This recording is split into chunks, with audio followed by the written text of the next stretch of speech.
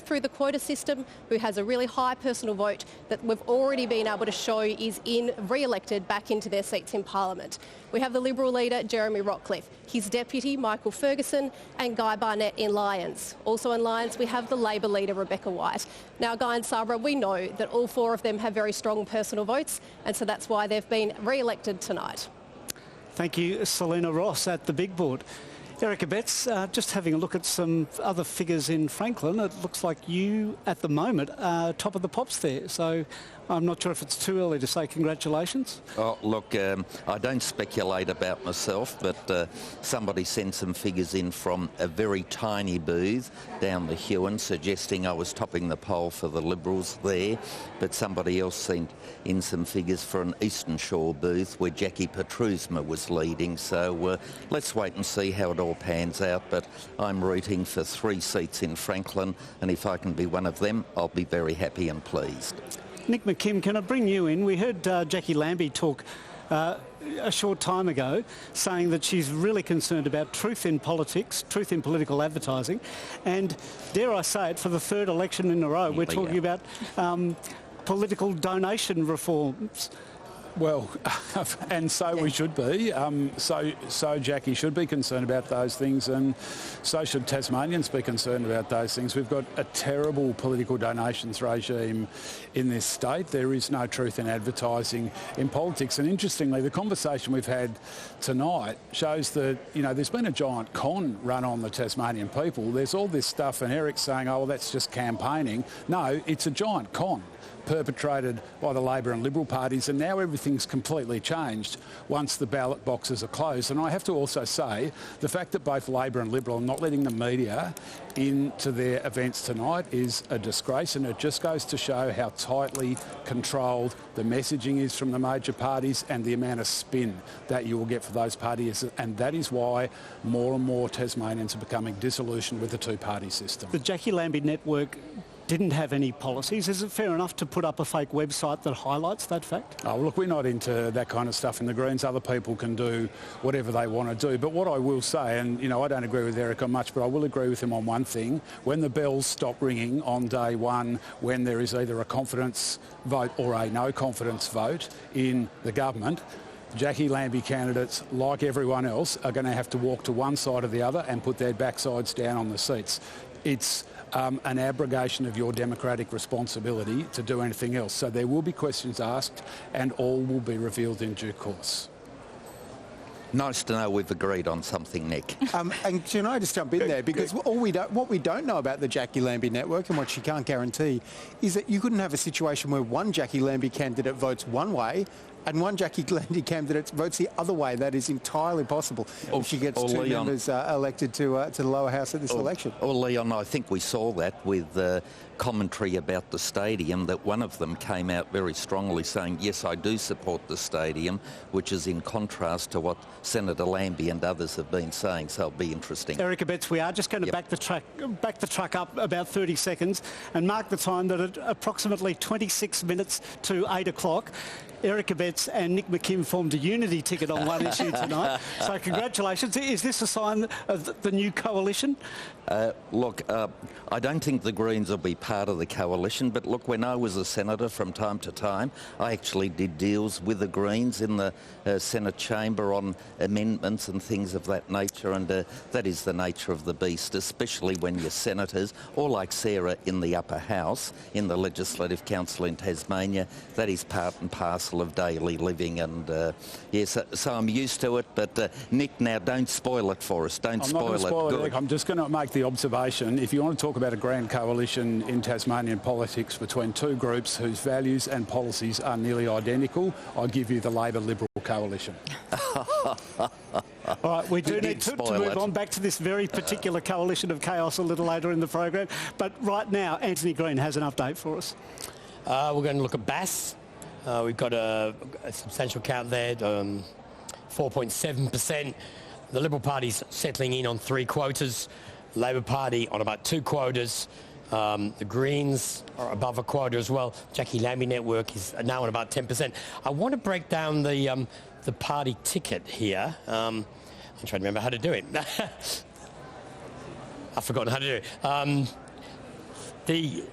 what's happening on the Liberal ticket is most of the votes are on the with Jeremy Rockliff. And Felix Ellis is running second on that ticket. Sorry, I'm in Bass here, but I've got to press the leaders. That's what I'm going to do. Now remember. That's the big Michael. Yeah. Michael Ferguson is easily over a quota. Michelle O'Byrne and Janie Finlay are well ahead in the Labor ticket, and they'll be re-elected with 2 quotas. Rob Fairs is then second on the Liberal ticket, and Simon Wood, who was re-elected on the countback, is the next on the Liberal ticket. And so at this stage, you say, and the Green ticket overall is on about a quota, but it's not concentrated in their lead candidate at this stage. There's a lot more counting to come, but if we can definitely say Michael Ferguson's been re-elected, you'd say Rob Fairs is well on track to win the second seat in Bass, and I'd say that both Michelle O'Byrne and Janie Finlay are highly likely to get re-elected in Bass. And we've now got to go to Braddon, which is the Premier's electorate, which I was getting confused by a moment ago. And the totals here, again, settling down. The Liberal Party's doing better in Braddon. Now, much of that is with Jeremy Rockliff, and I'll come to that in a moment. The Labor Party's on about 2 quotas. Jackie Lambie Network's on about, slid down to about 9.4%. Garland... Craig Garland is on 4% and he's not going to get elected from there, projected towards 4% at the end of the night. That's a raw number quota. We're re-projecting his vote will drop, as it normally happens with him when you come to the bigger cities. And if we look at the leaders on this display, you can see Jeremy Rockliff has got more than 2 quotas in his own right and a third of the vote. And Craig Garland, again, he will not be there by the end of the night. That's a very early... the figure will project to be much lower. Felix Ellis, we believe, will be elected, and Anita Dow and Shane Broad are both leading their ticket. Though Shane Broad's vote is quite low, it's projected to be higher by the end of the count, but I think both of those will be re-elected on that ticket. Anthony Green, thanks for that update. Well, joining us now from the seat of Braddon at the Cafe Europa in Burnie is Labor's Deputy Leader, Anita Dow. Welcome, Anita. Good evening, Guy, and good evening to the panel. It's wonderful to be with you. How are you seeing the vote early on tonight?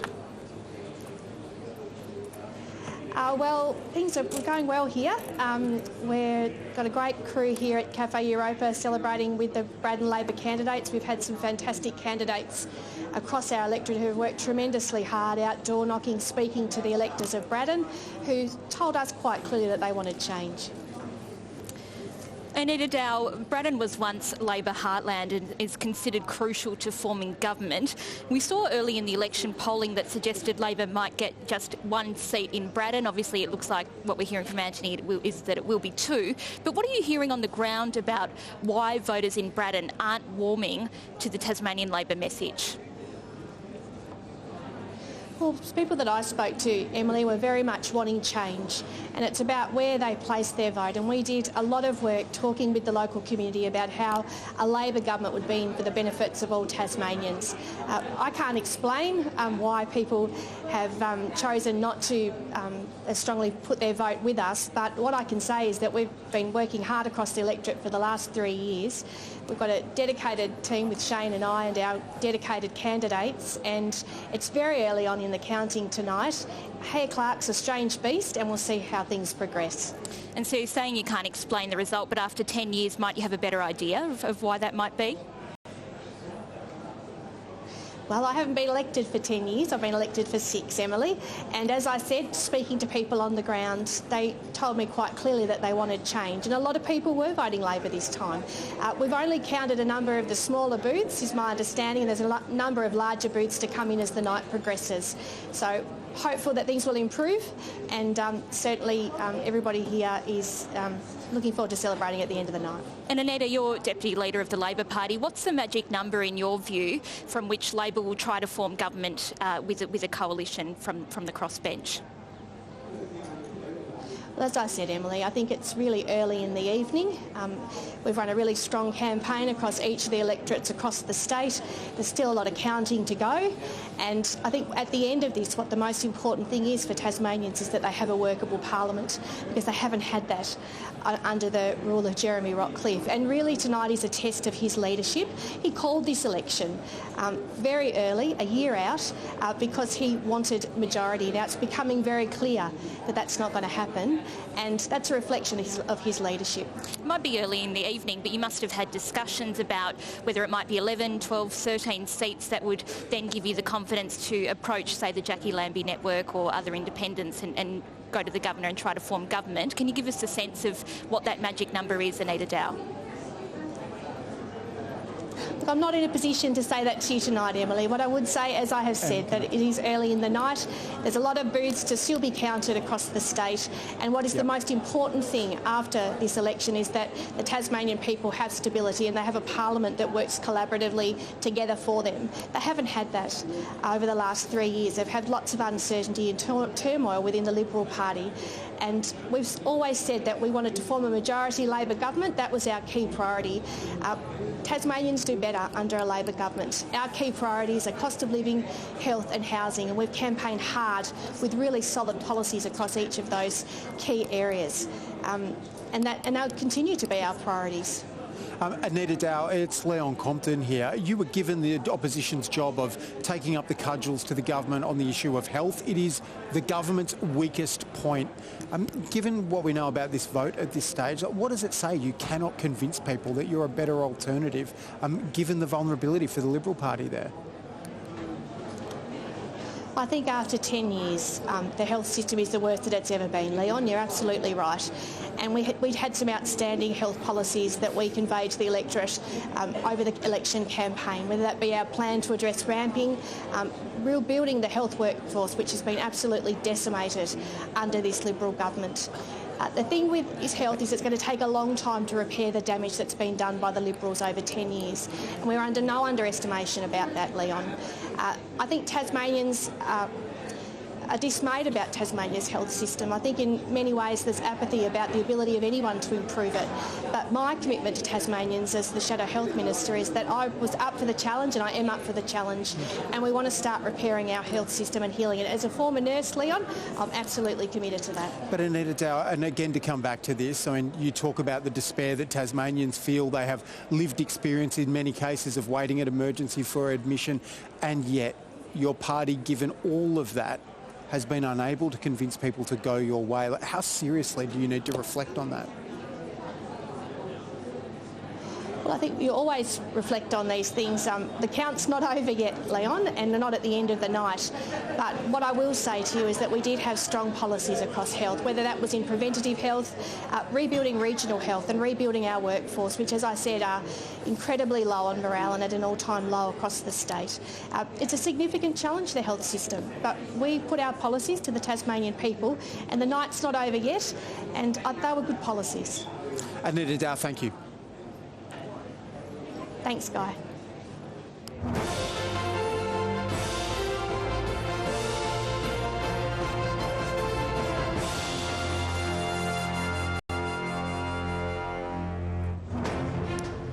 This is the electorate of Bass, situated in the northeast corner of the state. The electorate covers 8,000 square kilometres, with 3/4 of electors living in Tasmania's second largest city, Launceston. The electorate has existed since 1903 and is named after George Bass, the first European to discover that Tasmania was separated from the mainland by the strait that bears his name. This is Tasmania Votes. I'm Sabra Lane. And I'm Guy Stainer. It's nearly 16 minutes to 8 o'clock. Let's get the latest on the count from Anthony Green. Well, look at the statewide vote at this stage. We've now got 6% statewide. The Liberal Party's on about 36. The Labor Party 28. Greens 14. Jackie Lambie Network's down to 8.1%. The Independents 6.8 and others 6.6. As I said, there's a low of count in Franklin and Clark at this stage. If you look at the change in votes since last time, the big drop is in the Liberal vote. The Labor vote must be unchanged, which is why it's disappeared off the graph. The Greens are up. Jackie Lambie Network's up 8.2%. And what I thought we'd do is start to look at the chamber. We're starting to give away seats. Rather than elect members, we're making it clear the seats which are definitely going to be won by one party or the other. And at this stage, we've got the Liberal Party on 10, Labor on 8 and 1 Green. So that's the current situation with 6% counted. OK, with Anthony Green calling more seats, let's fill in more of those blocks on the big board. Selena. Yes, we have been filling in more, particularly in the electorate of Clark. So as you can see here, the Labor Party has picked up 2 seats in Clark, and that's really significant for them because they came into this election with just 1. And the second seat there is likely to be Josh Willey, who's moved across from the Legislative Council. That's proved that that's been a good move for the Labor Party because that has helped them, his personal popularity has helped them pick up that extra seat there. As we can also see, the Greens have managed to get their first square on the board as well. And now if we have a look at how that's looking on the Pathway to Power graphic, we can see that we have a crossbench now. We can also see that the Liberals have made it across the halfway mark to that yellow majority line. Labor's not too far behind. They're on 8 seats compared to Liberals' 10, so they've got a little bit further to go to reach that line for majority. There are still, however, plenty of seats left to give away over there, 16, I believe. So, Guy and Sabra, we'll see the results are flowing in thick and fast at the moment, so we'll see how much longer it takes to get a few more colours filled in here. Selena Ross, thank you very much for that. Nick McKim, I can see you tapping away on your phone and getting plenty of messages. What are you hearing? Yeah, we've got a bit from the scrutineers. Look, just firstly in a couple of Lions booths, the Lambie votes are staying very tightly into the ticket and then going to John Tucker, which is interesting because there's every chance they'll be duelling for the last seat in Lions. A lot of informals we're hearing out of Sorell and Exeter, a lot of people voting 1 to 5, which of course was formal vote last time, won't be a formal vote. This time, by the way, we should have savings provisions in Tasmania, and unfortunately we don't. A little bit of mountain bike swing to Tasmania in the northeast to the Greens, to 3% swing to us in Winnaleah and 3.5% in Branxholme. That's where the mountain bike tracks have been put in. And by a lot of tourism operators. It was actually, the money was delivered by a Labor Green government, Eric, as you well know. No. And look, a swing to us in every seat, so we've got reason to be optimistic at this stage of the night. And just a little heads up, we're in the hunt for 2 seats in Clark, in my view. Sarah Lovell, just talking about that too, are you getting information along those lines about informal votes and people not being sure about how many boxes they need to mark off? I haven't had that information come through. What I'm getting through is that we're seeing, our scrutineers are seeing preferences from independent candidates flowing strongly to Labor across the board. I think it's interesting that what we've seen tonight so far in those early results, and they are early results, there's only small numbers, but they're typically the regional, rural, more conservative booths where normally we would see a swing towards the Liberals. We're seeing quite the opposite of that and strong swings away. So I think it's still very much early days and lots of results to come through and unpack as the night goes on. Erica Betts? Look, for Sarah to say that there's been a big swing, well, let's go to the last election. Peter Gutwin won a huge landslide election victory. In Hare Clark terminology, that only gave us a 1-seat majority. But if that were replicated on a percentage basis in the federal parliament, it would be a massive landslide election victory. So we're going from a very, very high base to what might be considered possibly a more normal base for the Liberal Party. But Erica Betts, we have established that you don't like to talk about hypotheticals, so if we just stick to the state... Hypotheticals about me. The majority of the swing that we're seeing going towards Jackie Lambie network, a little bit to the Greens, it looks like it's all coming out of the Liberal Party. Look, they're clearly what the figures are showing, and what it indicates is that people are not satisfied that Labor is an alternative, and they're currently, on the current figures, giving the Liberal government a bit of a kick. But there is no appetite for a change of government, and I think Leon Compton summed it up well, and I got this at door knocking as well. Nobody was out with a baseball bat to try to get the government. And I spent a day door knocking in Risdon Vale deliberately, Labor heartland, just to see what the mood was, and interestingly, very well received. As an aside, when I did door knock, I was accused of having a cop knock.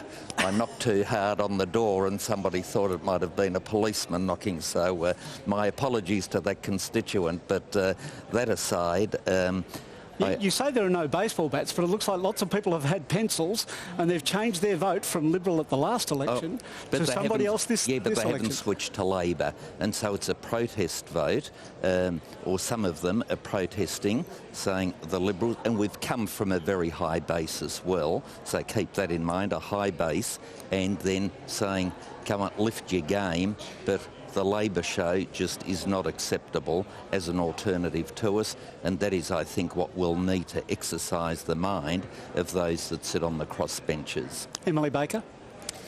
You're saying it's a protest vote, and we've heard throughout the campaign one message, that we will govern in majority, and from 6 p.m. tonight, you said it yourself, it sounds like a little bit more's on the table.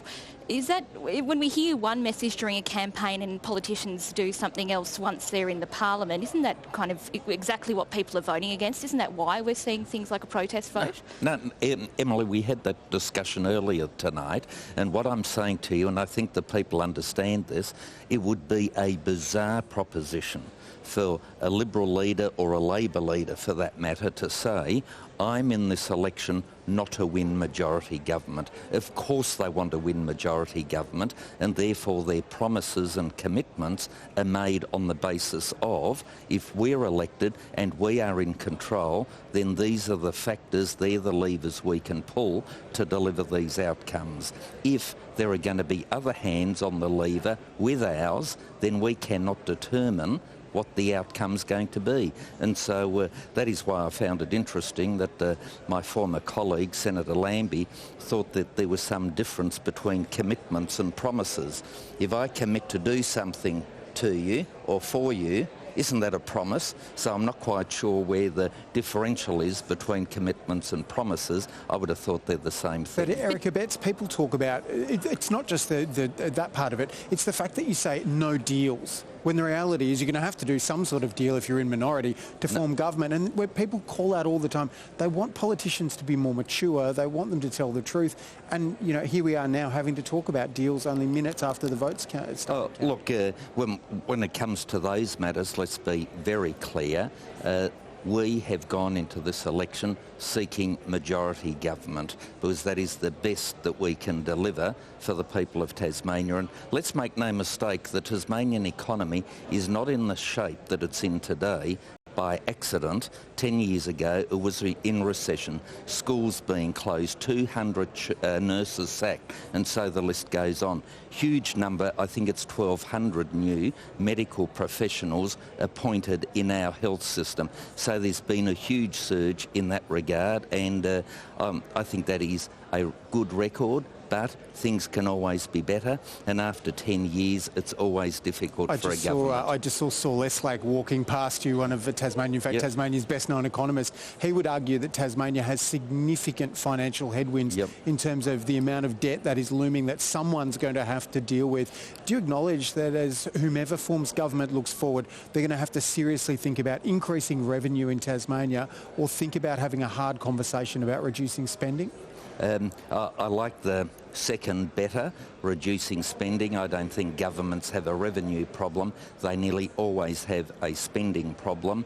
This government seems to say we don't have a problem at all, though. I think Michael Ferguson's done an excellent job as Treasurer in ensuring that we keep things in balance, and the legacy Peter Gutwin left in that regard was exceptionally good. And we do have the legacy issues of the COVID expenditure.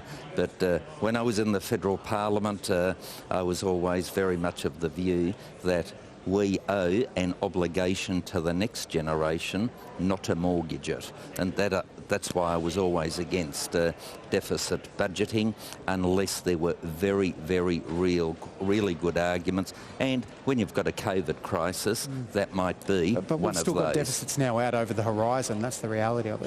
Can I just interrupt here? Sarah Lovelong, I'm going to come to you. When voters also deliver a message like this, are they sending a message to all politicians that they're over conflict? They want people to collaborate and get on with policy? Yeah, look, I think they are. I think that's certainly the mood amongst... Tasmanians want a parliament that works. They want a parliament that delivers good outcomes, that is constructive. I think most Tasmanians are not watching what happens in parliament day to day. They just want to know, how is it going to impact on their everyday life? How will it impact on their ability to feed their kids and pay their bills and get about their work and work a meaningful job and live a good life in Tasmania? So, yeah, I think most people have never been interested in the combative nature of Parliament. I think that's probably, to a degree, always going to be there, because the reality is that we're dealing in an environment where people care very passionately about what they're doing, and sometimes that passion comes through in that combative way. When you're caring about something and you're trying to negotiate to an outcome, that can happen, and I don't think that's necessarily a bad thing. But the bottom line is that Tasmanians want good outcomes, and they want government that will deliver good outcomes, and if that means having to work more closely with crossbenchers, independent members, minor parties, then that's the message they're delivering. I think the message clearly we're seeing come through tonight is that they don't want a Liberal government. We've got massive swings away from the Liberal Party. They might not be coming directly to Labor, but they are absolutely coming well away from the Liberals. Nick McKim, you've been in a position to hold the balance of power in politics. We heard Jackie Lambie being quite scathing about some of the tactics from the Liberal Party. Can you denigrate minor parties and independents and still be able to negotiate some kind of deal with them? Well, I mean, ultimately you can, but you have to change what you've done and said before the polls to what you do afterwards, and we're seeing that again tonight. Look, the history of Tasmania is that when the economic headwinds blow, a government gets moved from majority into a power-sharing parliament, and it's the power-sharing parliaments that have to step up and do all the tough work. That's happened 3 times in the last 50 years in Tasmania, and in all 3 times, twice with the Greens and Labor, once actually with the Greens and the Liberals. Those tough decisions have had to be made, and they've been very, very good parliaments for Tasmania. In 2010 to 2014, we got on top of the state debt crisis, and we massively reduced Tasmania's greenhouse gas emissions. Those are the sort of things that you get when you work collaboratively, constructively and transparently, and you get the corporations and the vested financial interests out of those smoky, locked door back rooms where they do deals with majority government. Nick, we've already seen the two of you sniping at one another tonight. How much more difficult is it if there has been denigration behind the scenes, political campaigns against one another, to then try to form a consensus to move forward? Well, I've been there. I mean, the 2010 election campaign was brutal for us from both the Labor and the Liberal parties, and I don't need to repeat all the things they said about me. But at the end of the day, you've got a responsibility to the Tasmanian voters, and I really admire the way Rosalie Woodruff has carried herself in this campaign, because she's been very clear that the Greens are about actually respecting the will of the voters, and we will work with the parliament that the voters deliver, and we will do that in good faith, and we'll do that in order to deliver outcomes for Tasmanians. That's been her very clear message, and I think the figures show she's being rewarded for that this evening. All right, we're going to hit pause on this discussion right now. Anthony Green, back to your touchscreen. You've got some news about Franklin. Yes, we've declared Erica Betts elected. Thank you very much, Anthony. That's very kind. Thank you. Look, basically, the Liberals got definitely over 2 quotas. Now, Jackie Petrusma clearly headed the ticket last time. Her vote's down about 14%. Erica Betts is polling about 11%. I think Erica's clearly eaten into Jackie Petrusma's vote. I'll leave people to talk about the regions and the factions and stuff, but that's what all the votes are looking like. And Erica's well ahead on the ticket, and I don't see any reason why he wouldn't finish there. So if the Liberals are electing 2, then Erica Betts is clearly one of them in Franklin. Okay. Now, what we wanted to do was then move on to talk about Lions. At the moment, where the figures, we've got quite a substantial count in Lions. Now, what's interesting here, the Liberal Party vote is settling at 3 quotas. The Labor Party vote at 2 quotas, 2 and a bit quotas. The Greens have got about a quota at the moment, a very diverse electorate, as I mentioned. Jackie Lambie network is drifting downwards. John Tucker has got a very low vote at 3.3%. There's not a lot from the East Coast yet, so that may pick up later in the evening. But at the moment, it's looking like 3 Liberal, 2 Labor. The Greens have got a strong chance for a ticket, and what's going to happen after that is with how Jackie Lambie, whether her vote holds up when you get into the southern parts of the electorate and to the East Coast or not. So, look, every electorate is looking like 3 Liberal, 2 Labor, and then it's the other 2 seats which will be worked out as we go later through the evening. All right, Anthony, and how's the Jackie Lambie network going in the north? If we go and have a look at, I'll just do the overall numbers here. In Bass, Jackie Lambie network's on about 9.6%. And if we look next door, I'm going to go back to the map, and we go and have a look at Braddon.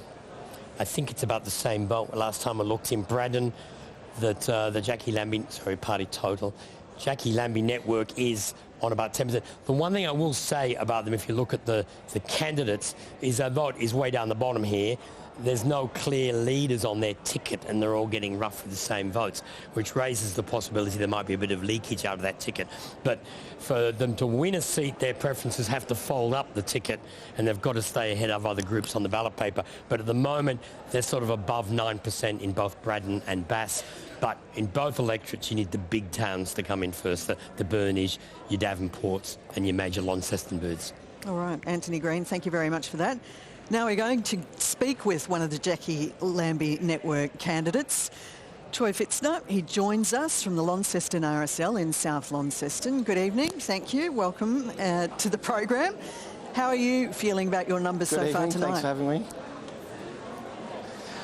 Look, nervous. That's the best way to describe it. We've put ourselves out there, and all we can do is hope that the public have realised the quality that we will give them and the passion that we have to help them out. At the moment, would you, I mean, if you end up being elected, have you got any thoughts on what kind of government you might like to be dealing with? Look, that's way ahead of the game at the moment. I haven't put any thought into that. I'm really just put the effort in that to try and get myself out there so that people know what we stand for, and hopefully I get the opportunity to look at what the options are. Troy Fitzner, it looks like the Liberal Party will be more like, or in a better position, to form government in the event that you get a say in who is in the hot seat. Where are you leaning? Just to pick up on what your leader said, that the Liberal Party, in her view, is doing a crap job, and I'm quoting. Do you agree with that assessment? Oh, how can you not agree? They've had 10 years and we've got health issues, we've got education issues, we've got cost of living issues. They haven't done a great job. They're going to have to come to the table with some pretty good things. I think the public will probably realise that too, and hopefully the vote will reflect that. We'll see. And we're hearing tonight that maybe some conversations are to be had about what your support may cost. Can you tell voters now what your support might cost in terms of forming a government, helping form a government? Oh, look, that's asking me a question that's way ahead of the game. I'm just out there to earn a seat and represent the people of Tasmania, the real life people, the people that are working hard to make a dollar. I'm not talking about any sort of deals or putting any thoughts of that sort of thing in my mind at this point in time. Troy, it's Leon Compton. You've got 3 candidates in lines, as Anthony was predicting may happen. You've all got about an equal number of votes. You've run before, you're moderately well known. Does your party need to sort of get real and start actually picking a lead candidate to give yourself a better chance of winning in the future? Who knows, Leon? Look, we worked as a team. As everyone well knows, we've got a very, very low budget. So we don't have advertising money, we don't have radio advertising money. So the 3 of us work real close together, and we're all passionate about getting real representation for real Tasmanians. And I'd be happy for either one of my 2 Lions candidates to get up. Either one of us 3 will be happy for each other. So, yeah, I don't think that we've done anything wrong. I think we've run a great campaign, and people will see that. Troy, good luck for the rest of the night. Thank you.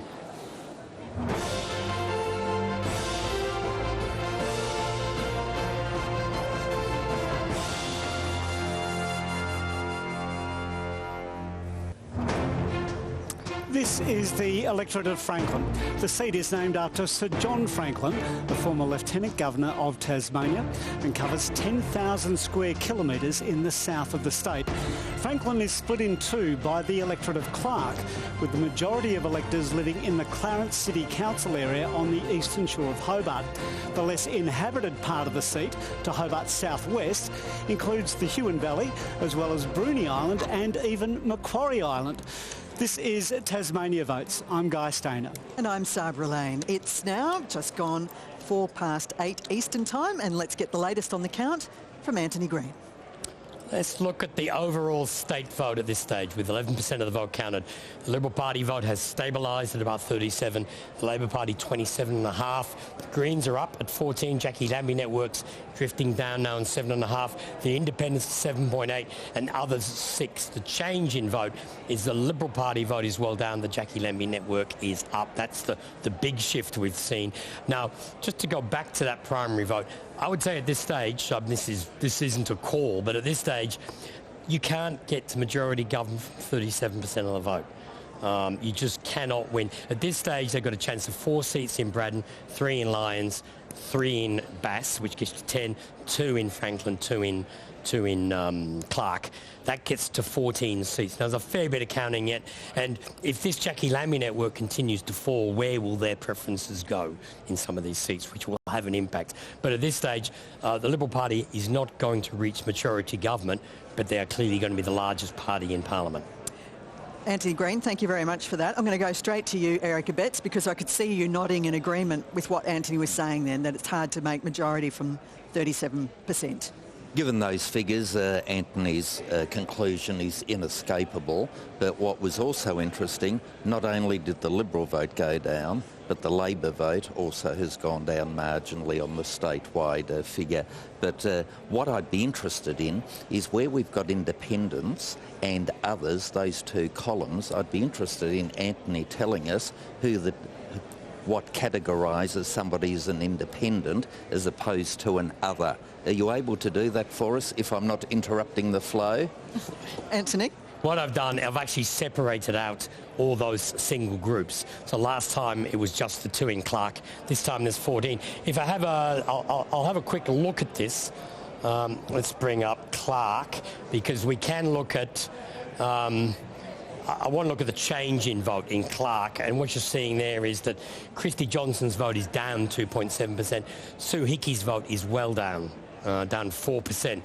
On my initial look, I think Christy Johnson is highly likely to get elected. I would expect she would get preferences from the other independent groups. But looking at the party totals there in Clark, Labor's heading for 2, Liberals 2. The Greens, if they get to 23, which is our current projection, they will also get 2. But anyone who knows Clark, there's a fair bit of differential at different ends of the electorate, so we'll wait and see what happens there. Christy Johnson is at 8.2. Again, she's from the Glenorchy end of the electorate, yep. So, you know, are these Glenorchy booths? I'm not sure. And of course, Sue Hickey has served on both Hobart and Glenorchy Council, but her vote is down at this stage. The other independents, Ben Lohberger is only on 3%, and Louise Elliott is on 1.9, so I don't think either of those have got much chance of getting elected. All right, Anthony, great. Thank you for that. We're going to pause for right there right now. I'm going to go to the big board now as Selena Ross. Selena, what have you got for us? Well, we really are starting to see a lot of these seats fill up. All of the 5 electorates now have 5 seats that have been called. But what you are seeing is a lot of colour rather than faces in so many of these. And the reason for that is with the quota system that we know that a party has won that seat, but we don't yet know which of their candidates has won that one. So if we come over to Franklin here, we can see that the Liberals have won 2. Now we can see Erica Betts has one of them, but in one of the really interesting battles that we're seeing play out, there are 3 other Liberal candidates who are actually in quite strong contention for that. One of those is Jackie Petrusma, who quit the Liberals in 2022 and quit Parliament.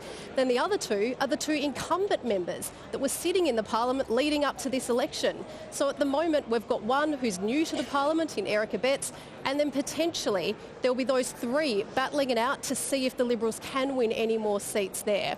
Now, if we switch over to our pathway to power graphic, we can see now that they are moving closer to that yellow line, but as Anthony Green has told us, it is looking really hard for the major parties to win, to get to the yellow line and to win majority government. We are seeing part of the reason for that. We're seeing numbers coming up on the crossbench. We can see 2 Greens have been re-elected, and one of those is the Greens leader, Rosalie Woodruff, so that will be making Nick McKim very happy, I'm sure. All right, Selena Ross, thank you very much. Anthony Green, I'm going to come back to you. To be clear on what you were saying earlier, Liberals can't win majority from here, neither can Labor. Is that what you're saying as well? Look, Labor's 28%. They're over 2 quotas in every electorate, but they're nowhere near 3 in any of them. So in that case, they're going to get 2, 10, maybe an 11th, but they're not going to get more than that. Liberal Party, it's a mainland habit to say coalition. The Liberal Party's on 37%. They have a strong chance of getting 4 in the Premier's electorate in Braddon, though you always have to worry when the Premier gets such a high vote because you might get a leakage out of the ticket, which damages, but because they lost about 0.2 of a quota in Bass last time. But that's the seat where they can get 4. They're not going to get more than 3 in Braddon, in Lyons or Bass. They're on track for 2 in both Franklin and Clark, so that brings to 14. So Liberals are tracking towards 14, maybe 15. Labor's on 10, maybe 11. So there's a 3-seat gap between the 2 parties. So the Liberals will be the largest party.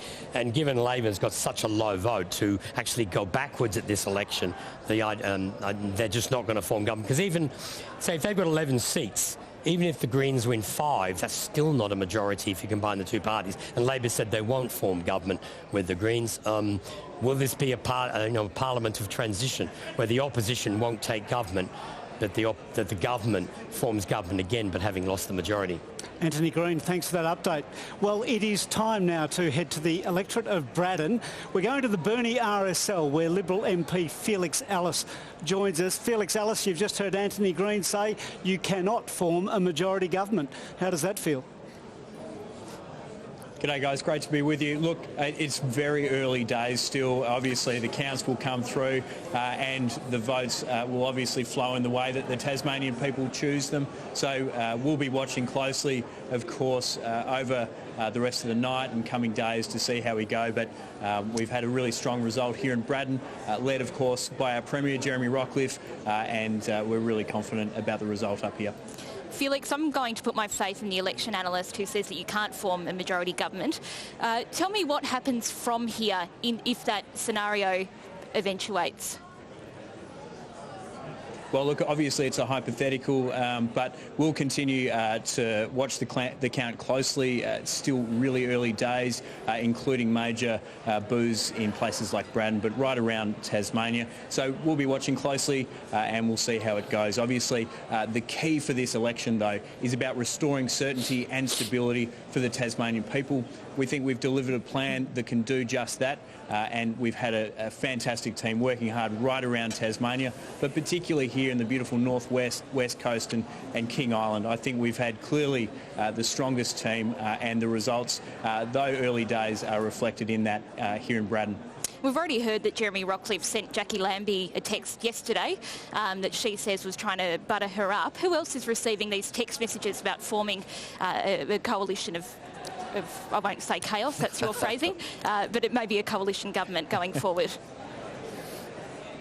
Well, look, you'll have to ask the Premier who he sends text messages to, but broadly speaking, what we do know is the arrogance and the desperation of Rebecca White has been clear for everyone to see over the last few days, and reports that she's already been trying to do deals with the Greens despite saying that she wouldn't clearly just shows how far that these people will go to try and grab power, despite the fact that they are their vote has gone backwards and it's been a terrible night once again for the Labor Party. Felix Ellis, it's Leon Compton. You announced during the campaign you wanted to reopen 40,000 hectares of forest that had been protected under the peace deal to native forest logging at a time when on the mainland they're banning native forest logging altogether. It likely would take us back to some sort of forest wars. Most sawmillers don't want the timber. If Anthony's right and it's minority government for you, are you going to scrap that policy? Is that now off the table? Well, look, obviously we're still hoping for majority government, and that's really important in terms of delivering the certainty and stability for timber millers and for the timber industry more broadly, Leon, and the Tasmanian people. We've taken a really strong plan for more certainty and more supply in the forest industry as part of this deal. The Greens, their plan, they've clearly said it tonight and they've said it for years, is to shut down the native forest sector here in Tasmania. Our plan is to grow it. And again, Labor, in many ways, like they've been throughout this campaign, have just been sitting on the fence. Now, it's important that we back in our forest industry so that we can manage this land for fire mitigation, for carbon projects, recreational access, and of course in the regrowth areas for timber production as well, which is the ultimate renewable resource. But we'll be working closely to ensure that we can grow that certainty and supply for Tasmanian millers, because we can see the catastrophic results in places like Victoria and Western Australia, who haven't stopped a demand for timber. They've just stopped it being produced locally, which we think is a terrible outcome for everybody. Felix, I remember when you did your maiden speech, your dear friend, the former Greens leader, Cassie O'Connor, declared you a potential future Premier. If we're looking at a result of a minority government tonight, is that something that you'll be thinking about, becoming Liberal leader and putting your hand up for that top job?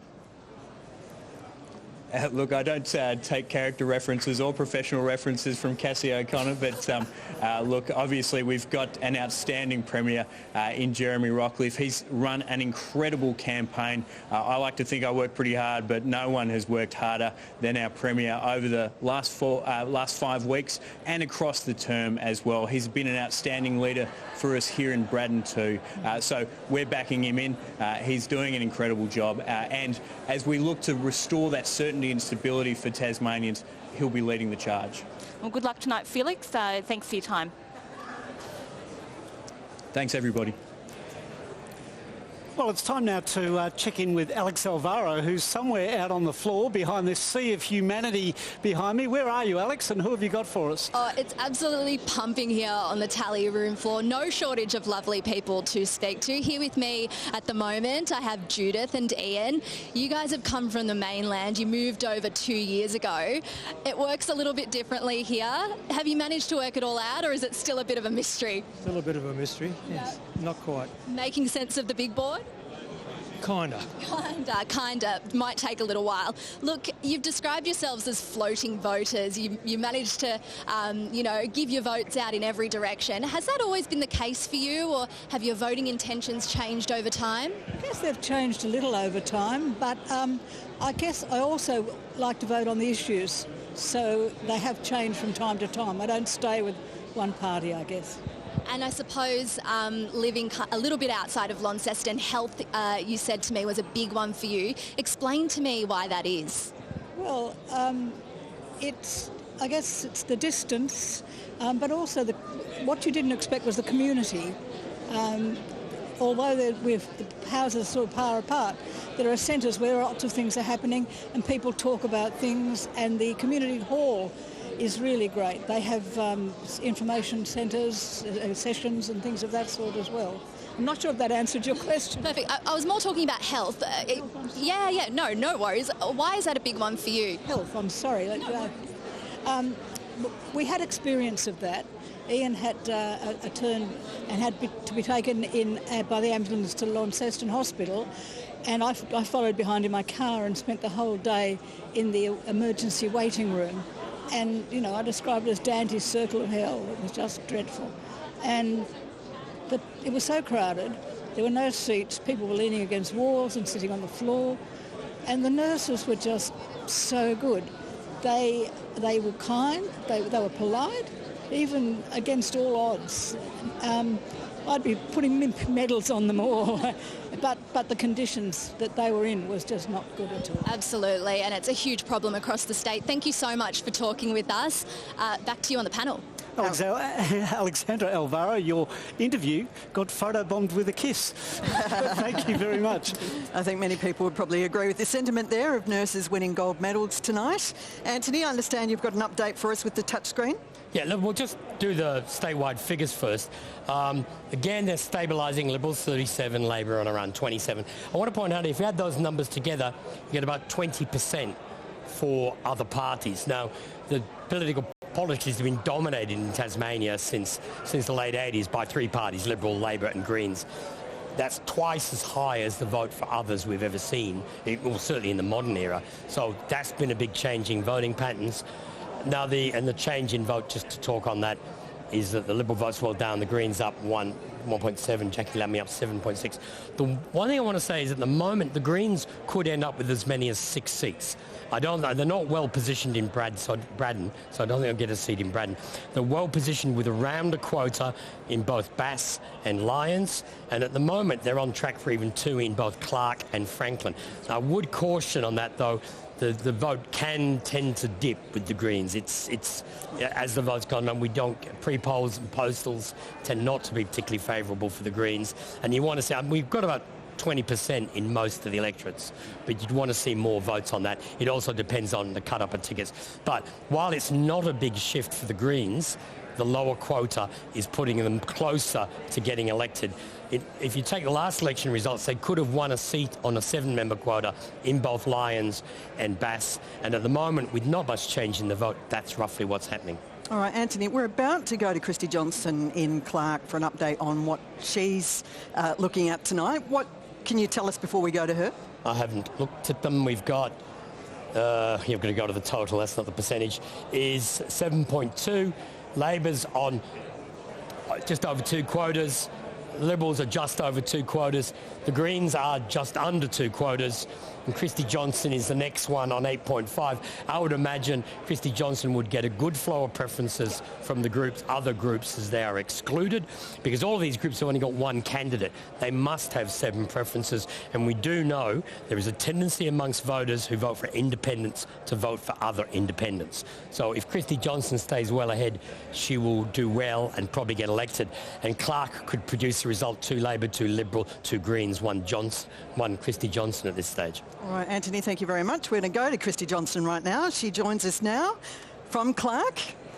She comes to us from the Maypole Hotel at Newtown, and much like we're seeing here in the tally room tonight, a lot of people have brought in their kids. You've got Harry with you tonight. Yes, I brought in my son with me tonight, and family supporters and friends are gathering here at the Maypole, and we're feeling pretty upbeat. You're looking fairly good to retain your seat tonight. You're feeling confident that you will? Look, the early indications are looking very positive. My scrutineers who've been out in the booths are coming back with some positive messages, and the vote is very early count at this stage. But it looks like I'm holding my vote at the 2021 election, and that's really pleasing. So fingers crossed. I'm still not counting my chickens yet, but I'm feeling positive now. Christy, it's Emily Baker here. You've been a vocal critic of the Rockcliffe government during your tenure. Can they count on your support in the event you become one of the kingmakers of the upcoming parliament? Look, I have been very critical of the Rockcliffe government. I'm equally critical of the Labor Party for issues around integrity, around accountability, about backflips in policies. So look, I'm really keen to see what Tasmanians have said tonight, and I will be giving consideration, if I'm lucky enough to be elected tonight again, giving consideration to what they're saying at the polls. And according to what Erica Betts is saying, there might be some wriggle room on what we've heard during the campaign, and maybe something that may be up for negotiation. Is there something that you'll be asking for in the event that you get that text message from the Premier as well? Look, I've been very clear right throughout my term in Parliament and throughout this campaign is that I don't do deals. I will not be selling my vote. Health, housing, education, transport are all incredibly complex and important issues, and they deserve to be dealt with on their merit. So I won't be selling my vote to the highest bidder. But what I will be doing is I'll be trying to make sure that the Parliament is a more accountable Parliament and one with integrity. Christy Johnson, it's Leon Compton. No deals. How is it you could potentially hold the balance of power in your hand and deliver so much for the electorate of Clark, and we choose not to take that opportunity as part of your promise of no deals? How does that make sense to anybody watching this broadcast this evening? Look, I think Tasmanians expect matters to be dealt with in Parliament on their merits. So I'll be considering, as everyone in Parliament should be considering, each issue on its merits. I want to see a Parliament that's more collaborative. I want to make sure that we are actually working for the Tasmanian people, not for political party interest. And so I'll be working very hard. I'm looking for greater integrity, greater accountability, and for the Parliament to actually be listening to the crossbench, because quite clearly what we're seeing tonight is that there's going to be a strong influence from the crossbench. Christy Johnson, have you received any calls yet from anybody, whether that's Jeremy Rockcliffe or Rebecca White? Look, it's very early in the night. Certainly haven't received any calls yet, apart from family and friends who are wishing me luck.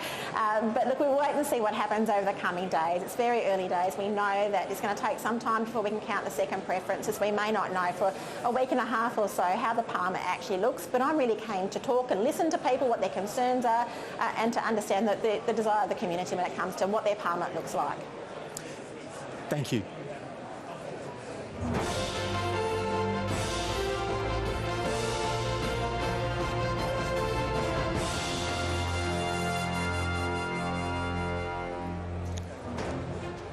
This is the electorate of Lyons, covering just under half of the area of the state.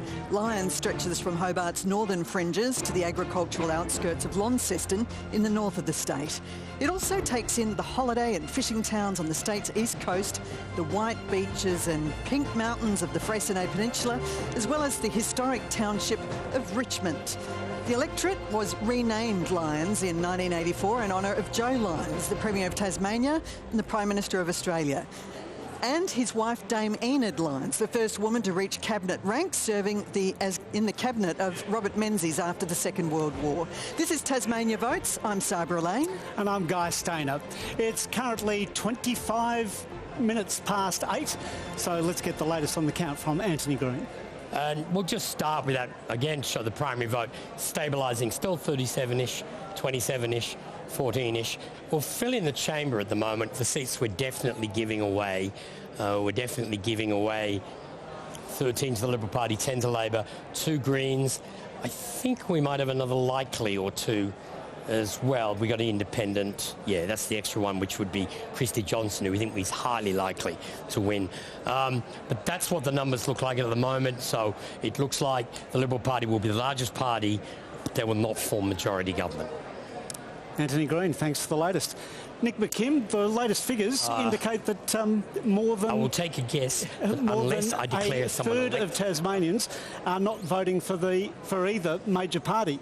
Is this where you trot out the line that it's another nail in the coffin of the two-party system? Well, I think it is, and it's a pox on both their houses. Like, that's the clear message out of tonight, is that Tasmanians are sick and tired of being taken for granted by the Coles and Woolworths of Australian politics. And this is a vote that I do think is a nail in the coffin of the two-party system, and it means that we're going to get a parliament which is creative, collaborative, works together on the floor of the House rather than behind closed doors in the back rooms. And it turns out that people don't want major political parties with absolute power doing secret deals with corporations and vested interests to hock off Tasmania, our beautiful environment, our forests and our waterways to big multinational companies, which is what's been going on for far too long. But look, I'll make a prediction here.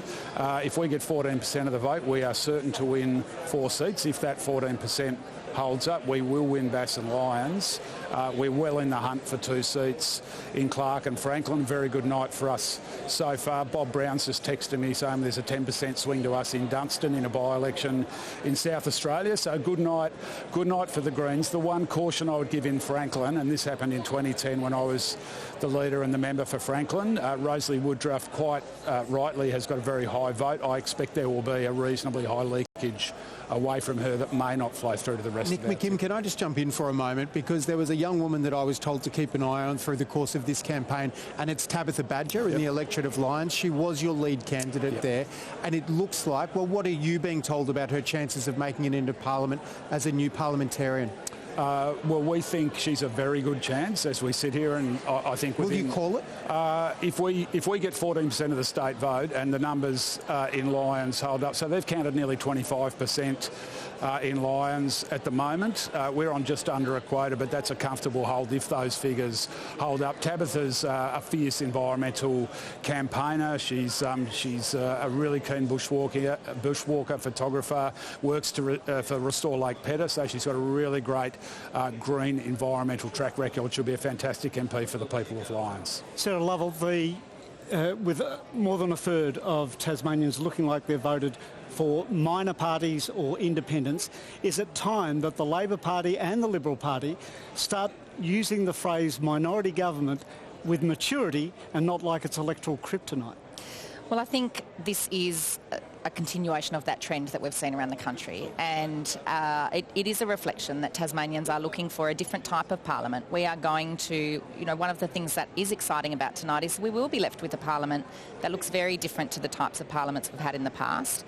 I don't know that we'll ever go back to majority governments like we've seen in the past. So we do, as major parties, we do need to take that role seriously and treat that responsibility with the reverence that it deserves and look at how those parliaments can operate in a way that deliver good outcomes for Tasmanians.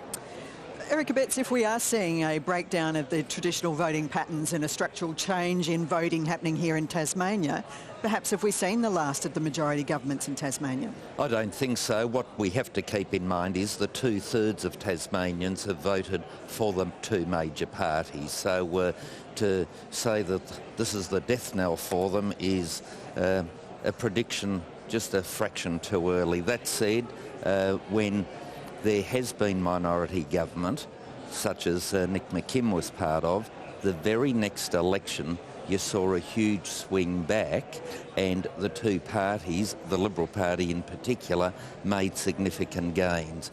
And so just one election does not indicate a change. And at the Dunkley by-election, for example, federal election, the Greens went backwards by 6%. So each individual election is different. But boy, Eric, it's a very strong trend, trending down. Yeah, it is.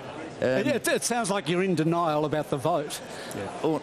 When you've got 2/3 of the people of Tasmania voting for a majority government on any analysis, of the two major parties, on any analysis, that indicates a pretty great degree of satisfaction. It wasn't long ago that figure was about 90%. Oh, of course, fully understood. And the challenge for the two major parties, is to restore the confidence within their base, etc., to get those votes back to them. And that's what we were able to do, for example, with Tony Abbott in 2013. And those sort of elections are often not discussed on occasions such as this, but it goes up and down. And tonight is a downtime in relation to both major parties, but I have every confidence it'll come up as well. More so for the Liberal Party on the primary votes at the moment. Liberal votes down there's been a swing away of 11%. Yeah, which means only, 2 years, 3 years ago, whatever it was, the last election, people had confidence. And so to say that there's a trend, no, the Liberal Party was up at an all-time high, stands to reason it's come down a bit, and possibly a bit more than I would like tonight, or you've lost I have confidence that it can come back up again. We do need to continue this discussion, but first, we're about to check in with Lara Alexander in the seat of Bass. Before we go to Lara Alexander, Anthony, can you bring us the latest figures on Bass, please? Yes, and we've declared that Lara Alexander has been defeated. Her vote's consistent. It's been 2% all along. It's not suddenly going to leap up from that. That would have to increase to at least 6 to 7% to have any chance of getting elected. We've got to 13% counted, and it hasn't budged from 2% the whole time. So I think Lara Alexander has been defeated. Thank you, Anthony. Well, let's get the word from the horse's mouth now. Let's cross to the electorate of Bass. Lara Alexander is at her electoral office in Invermay. Lara Alexander, welcome to the program. Commiserations. Anthony Green has just declared that you've been defeated. What's your reaction? Look, I don't see it as a defeat. Yes, in numbers it is a defeat, but for me it's been an absolutely fantastic experience. I have enjoyed every minute of it, and I feel that I was able to actually bring a different perspective to politics in general. For me personally, it's been an absolute blessing to have been in this position and this opportunity. Having been born in Eastern Europe, left 30 years ago, no family here in Australia apart from my husband, who I met here in Australia. I consider myself a really lucky person to have had the opportunity to serve, even for a brief period of time, in the Parliament and to represent my community. Lara, I asked John Tucker the same question that I'm going to ask you, because according to the Premier, you shoulder the other half of the blame for this early election that we're in. I'll ask you, was it worth it? Look, I stood firm on my principles. I am a certified practicing accountant. I have had a career as a professional person, and I have to be able to look back on the brief time I've had in politics that I have upheld the same principles I would have upheld in any other job. For me, you know, fiscal responsibility, corporate governance, all those are actually strong principles that I have to be standing on if I am to be true to myself.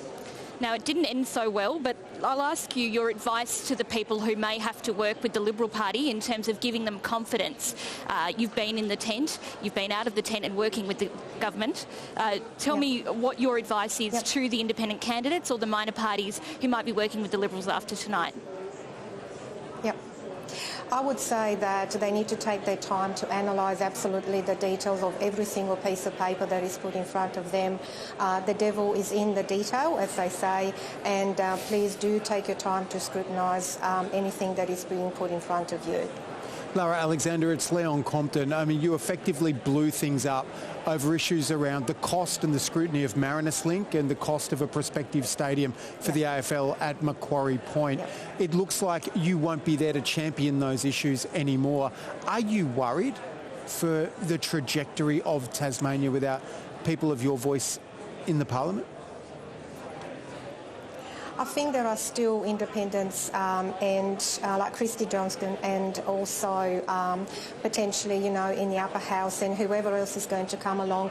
I think one lesson that has come from this whole process is that people will be showing a lot of scrutiny, and also they understand a lot more the importance of accountability and transparency. And if it's something that I can look back and say I have started this particular discussion, I am very proud of it.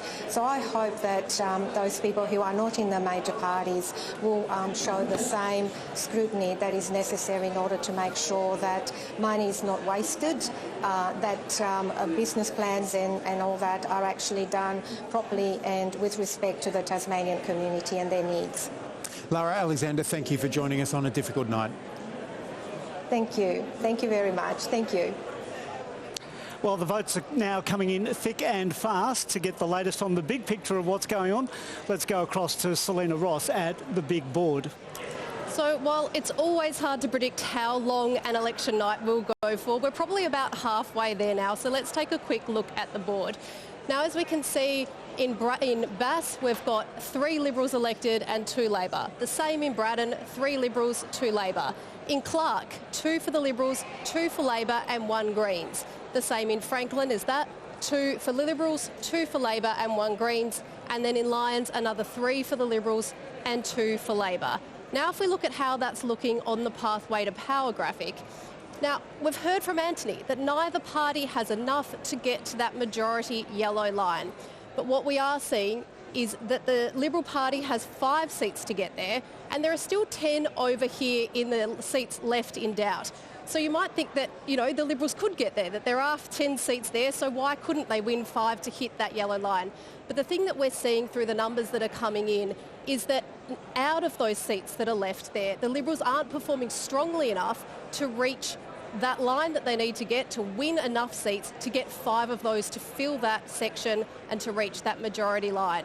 So yes, the figures are coming in, we're going to see what's happening, but at the moment we're just not seeing that they'll be able to win enough seats to hit that majority.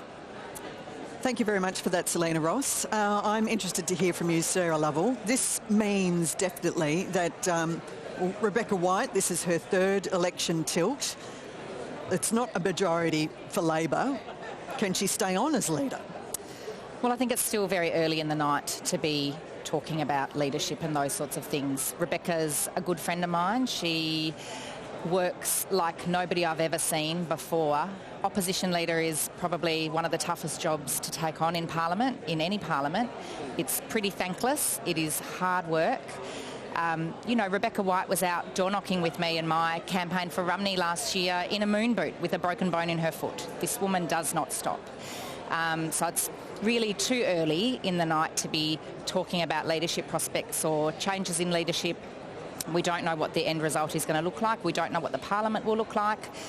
There's time to have those conversations later, but, you know, Rebecca is an outstanding parliamentarian. She's extraordinarily popular in her electorate, as we've seen come through in those results. She has the support of the party. She is well liked and well respected in the party. But we'll see what happens with the end result. If the government is as bad as Labor's been painting, why is it then that voters just haven't flocked to you? Well, look, you know, that's something that we will need to look at. And obviously you review your campaign. Every campaign we review, we will learn lessons from the campaign. It was a very short campaign. 5 weeks is really no time at all. We had amazing tickets of incredible people across the state putting their hand up to run for Labor, but they're not well-known people. They're not people who have a big name or a big profile. In 5 weeks, to get yourself out there and have as many conversations as you need to have to build that profile, it's next to impossible. So we were up against it in that regard. It's a trend we're seeing across the country. I think really the takeaway message from tonight is that this is a really resounding rejection of the Liberal government and of Jeremy Rockcliffe. Where those votes have gone is to clearly people who are not Liberal, and I think that's a clear message for them. All right, we're going to hit pause for the moment. We'll continue this conversation in shortly. Nick McKim mentioned earlier that there is another election happening tonight. Anthony Green, you've got some details about that by-election happening in Adelaide. It's in the seat of Dunstan, the seat that was held by the former Premier, Steve Marshall. Yeah, people with political memory will understand why we've got pink shorts there, but it's the seat of Stephen Marshall, the former Premier. It's in the Eastern Suburbs. Used to be known as Norwood and was held by Don Dunstan for 3 decades, now named after him.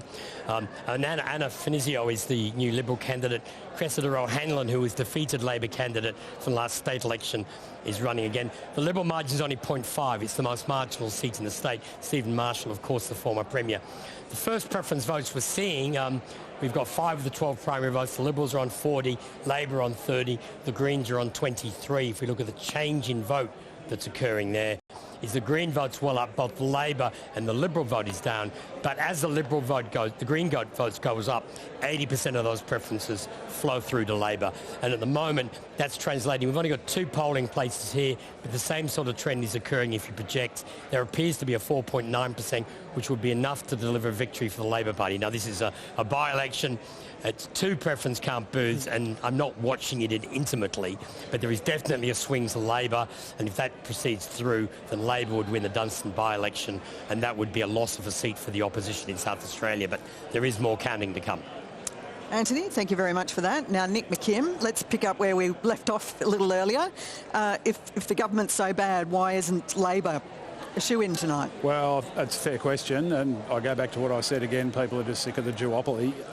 Look, I do think there'll be questions asked about Rebecca White. That's like 3 election defeats in a row. Labor sort of mired under 30% of the vote. I think there'll be questions asked about Jeremy Rockcliffe as well.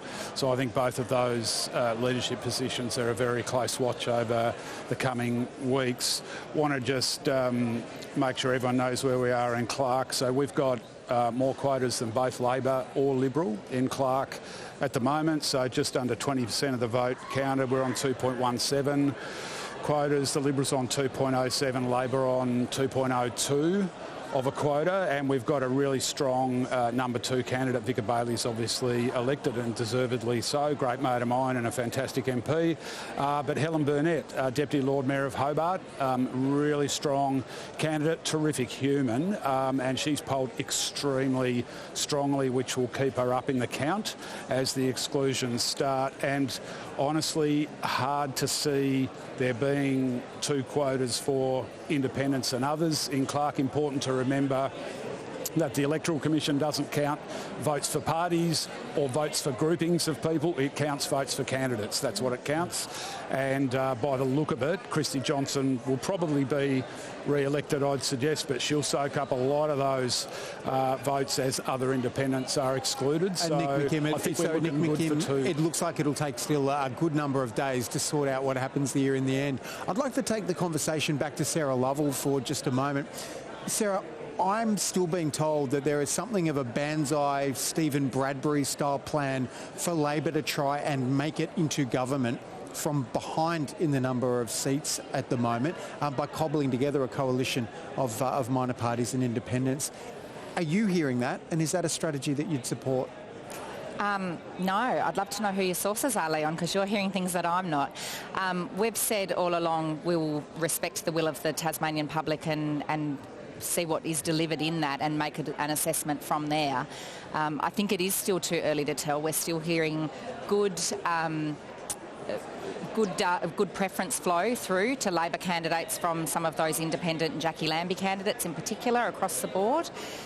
There are still a number of seats in question. We're not ruling anything out tonight because we're not going to know for probably days, maybe weeks, what the end result will look like. But no, there's no... I don't think there's any text messages or phone calls happening behind the scenes. There's no attempt to cobble to really try and whatever happens, even including if the Liberal Party finishes in front of you, trying to throw everything at getting a coalition that will be able to help you get across the line and into government. Well, that's not conversations I've been part of, Leon. No, I think the result we're looking at now is that it'll be Jeremy Rockcliffe that has to try and cobble together that kind of coalition government that he was trying so desperately to avoid, and it'll be up to him to see whether he can make that work. Okay. Can I jump in, Sarah Lovell? You're saying that it's too early in the night to talk about Rebecca White's leadership. There's obviously been a question over it before. In 2021, she resigned from the leadership after an election loss, returned, she's back. If we're at a third election loss, it's a bit naive to think that there haven't been conversations about what that means for Rebecca White's future. Well, I think... again, we're days, maybe weeks away from knowing exactly what this result is going to look like and what the Parliament will look like. So I think it is too early to be talking about Rebecca's future in that regard. Obviously, there are decisions that Rebecca might want to be making herself. There are conversations that people might be having. I'm not part of any of those conversations. I want to wait and see what the result is, what the Parliament looks like, and we can... we've got plenty of time to find a pathway forward from there. OK, Anthony Green, have you got some information for us? No, I was just going to comment on that. Labor's going to have 10 seats, might get 11. Labor's not going to form government with 11 seats. They're just not. I mean, the only way they could do is to get all the Greens on side, and they've point-blank ruled out governing with the Greens. They're not going to do it. It would be in Labor's interests to leave the Liberal Party to try and govern. We've seen that. We saw this in... after the 89-92 Parliament, after 96-98, and after 2010-2014. And we know this from around the country. If a government falls into minority, it's very difficult for them to recover. We've seen governments form in minority. Steve Bracks, Peter Beattie, Chris Minns, or even Colin Barnett formed government in minority. It was OK if you do that, if you were the largest party and you've fallen short. And each of those governments went on to win big elections next time. But in my 35 years of covering politics, I haven't seen a government lose its majority at election and recover the next time. So that's the problem the Liberal Party will face. And I can't see why the Labor Party would want to try and intrude on that by forming government themselves, especially when they are the second party. All right, Anthony Green, thank you very much for that analysis. Now we're going to go to Jackie Lambie, the leader of the Jackie Lambie Network. Even though she's not actually running in this election herself, she's got 3 candidates under the banner. She joins us again from the Launceston RSL at South Launceston. Jackie, looking at the numbers tonight, do you think you're going to get MPs in this new Parliament? Look, we can only hope. We've given it all we can. We can't do any more than what we've done. We run on the smell of an oily rag. We don't take those big political donations that some of my people have never ever bought, especially while they're running under this banner. I just can't. We couldn't possibly have given anything else. They've been out there at the street corners, been out there at the roundabouts waving to people. They've done their own mailing out there. They've walked around street after street and put it in letterboxing. It's been an amazing effort by my people, and I congratulate them. We can only give Tasmania that other choice, and if they don't pick up on it, then I'm not sure what happens from here or our future. Senator Lambie, we've just heard from Anthony Green that it's basically impossible for Labor to cobble together a coalition based on the numbers we're seeing this evening. You've already described this evening the Rockcliffe government as crap. Can we expect your candidates to back them in now that it's looking more like a certainty that may be the case of what needs to happen?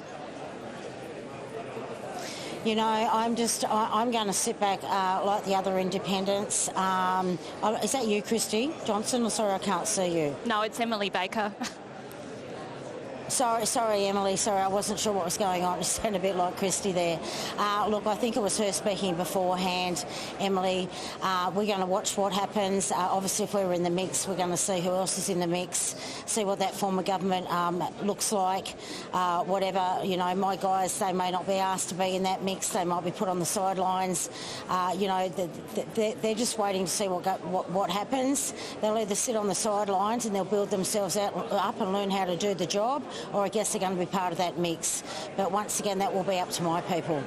Surely, Senator, they'd like to be in the mix, and we're hearing that the Liberal Party is the other party in the mix. So there must be some conversations or some thinking going on in this respect about what the future of government in Tasmania looks like and the role that your candidates play in that. Yeah, I think that my candidates have watched the integrity of the Liberal Party, and that's been very hurtful. And their values, when we base ourselves on integrity and values, and they haven't been able to show that through the election. So I guess, you know, it just depends. We're going to get 2, 3. Do we end up pulling that fourth one from Franklin? Who knows? We probably won't know that for a couple of weeks. But what they will be doing is tomorrow they're going to go back home, they're going to pull their signs down, they're going to pack up and refurb. That's what they're going to be doing over the next week. So we just have to wait for those numbers to keep counting and then see what's in the mix at the end. You know, they'll continue to talk to each other over the next week, but they know what I do. They just back it off now and they'll wait to see where those numbers go and see if we are in the mix and if so, how many that is. Come on, Senator, you're known for your candour. Why don't you bring Tasmanians into your confidence and tell us what you're really thinking on this issue and whether you'll be backing in a Rockcliffe Liberal government?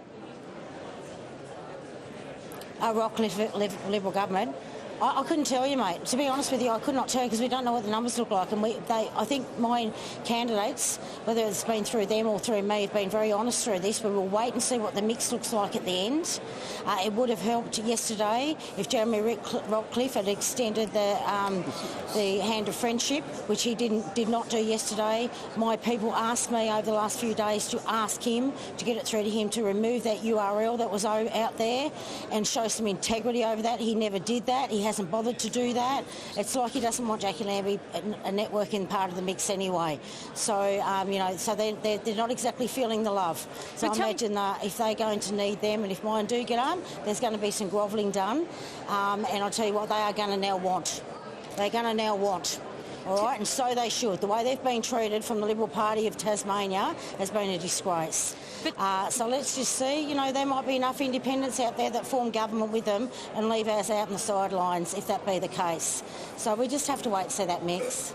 Tell me, Senator, it sounds like you said earlier, though, that Jeremy Rockcliffe did send you a text message. Can you tell us what he was saying in that text? No, there was no text message. I'm just getting through other avenues, through second avenues. There's been no text message sent for me from Jeremy. My message to Jeremy, which I know he got yesterday, was to remove that URL. That would help. That would help extend the hand of friendship. He has not done that. That's all my candidates asked for yesterday or the last 2 days. I've got that message through to him. He has not done that, and that would have shown some integrity that they actually had towards the end, and he still has not done that. So I think, you know, it's not just these guys I'm pretty close to, so when they're coming at me and doing that sort of stuff for me, they just go, whoa, they have no values, that Liberal Party, and that's what they're saying at the moment. So it is going to be really difficult because of the way he's played things. I would imagine that, you know, my people are probably going to go in there and want some guarantees, but what my people if they get in there and have that opportunity is they want Parliament sitting as soon as possible and they want to get onto getting onto what needs to be done for Tasmanians. That's what we want. Thank you, Jackie Lambie. Well, from Bogue's heartland in the north of the country, it's time to check in on Cascade country in the south. We're heading to North Hobart, where at the Greens function in the seat of Clark, where Vicar Bailey has just been elected. Vicar Bailey, congratulations. You were already an MP, but you were elected on a recount. This is the first time that you've been elected in your own right. Congratulations. How does it feel? Look, thanks, Guy. Look, it feels fantastic, and I'm humbled to be elected in my own right, and incredibly thankful of the, many hundreds of people in Clark that got out and banged on doors and dropped off leaflets and waved banners and the like.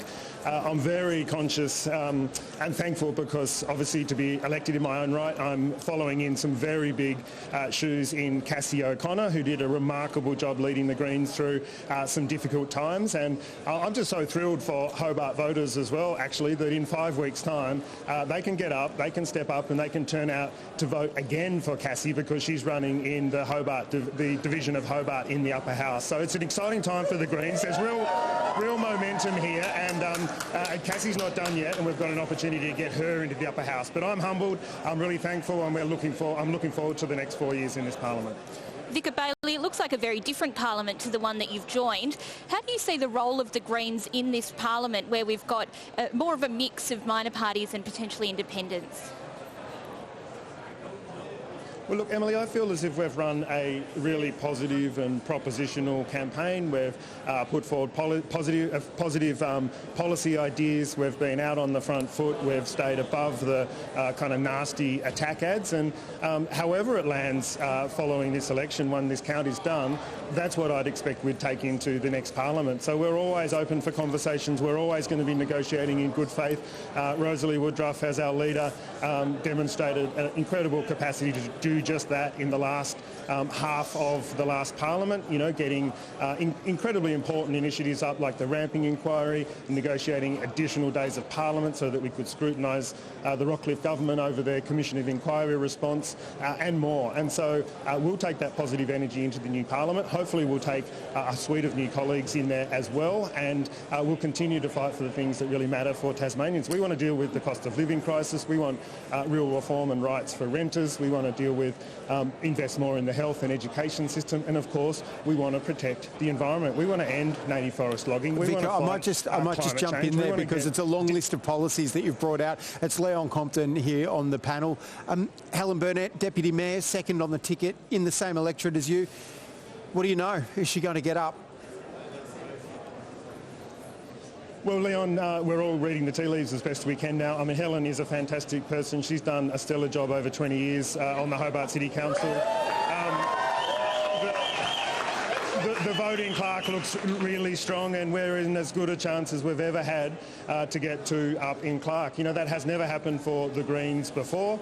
This is obviously a unique opportunity with the numbers of the House being finally returned to 35 seats, and we're really, really hopeful. We're cautiously optimistic that Helen can get in there because we know that if she can, she will continue to do a fantastic job for the people of Nipaluna and indeed for the people of Tasmania. Well, thank you. It's been good to talk to you this evening. Good on you. Thank you all. Thanks for your time.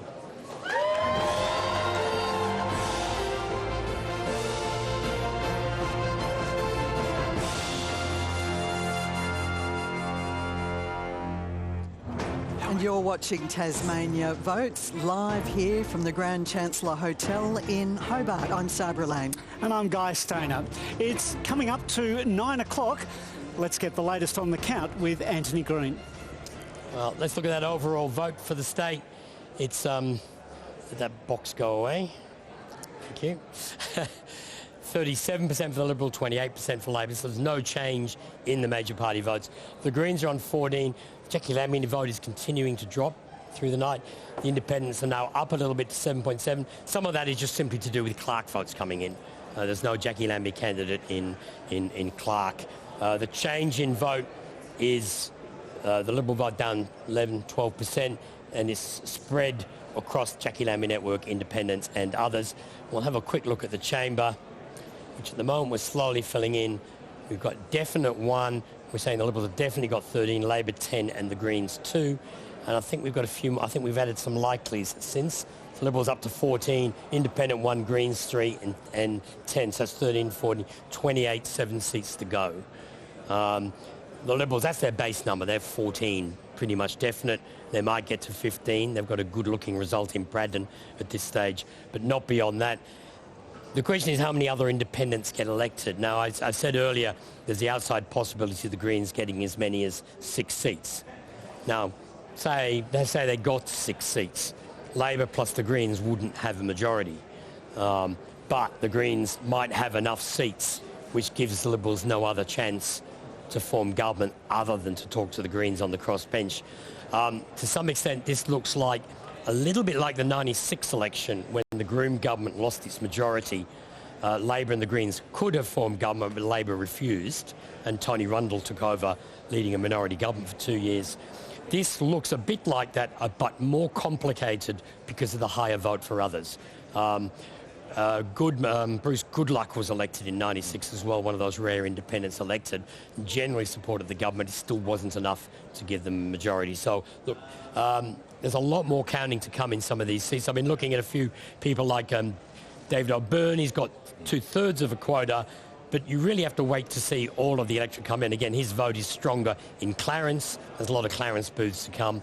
So there's a few things like that which make it rather hard to be certain what's going on at the moment. But definitely the Liberals are the largest party in Parliament. They will not form a majority government. It's a question of when all these numbers are done. I mean, I'm just looking at Braddon. You've got Jackie Lambie Network on about 0.8 of a quota. Craig Garland about 0.5. The Greens got about 0.5. There's going to be a lot of preferences flow out of other tickets flowing elsewhere. The last seat, normally the last seat is a race between the major parties based on their primary vote. At this election, with 20% of the vote with others, who wins the last seat of the major parties is going to be determined by those flows of preferences from excluded groups. And that's not normally the issue at Tasmanian elections. Anthony Green, thank you. Eric Abetz, 14 was the number you said at the start of the night was the bare minimum for the Liberal Party. Yeah. Now, you've got 14. Anthony Green is saying it's possible that you could have 6 Green MPs. How do you govern with that bare minimum with a block of 6 Greens on the crossbench? Well, my maths tells me 10 plus 6, and 10 is the Labor number of seats, plus 6 makes 16, which is not a majority. And what the Premier has said is that he would not trade ministries, that he would not trade the 2030 strong plan that he took to the election, but things outside of that, depending on what independents, Jackie Lambie Network, etc., might want or say, just as long as it doesn't impinge on ministries and being in the cabinet and on the 2030 strong plan that he took, then things are open for discussion. So I would see just to flesh this out, does that mean that there'd be no formal deal or coalition, but you would have each individual piece of legislation would be treated on its merits and voted in the House? Well, that is basically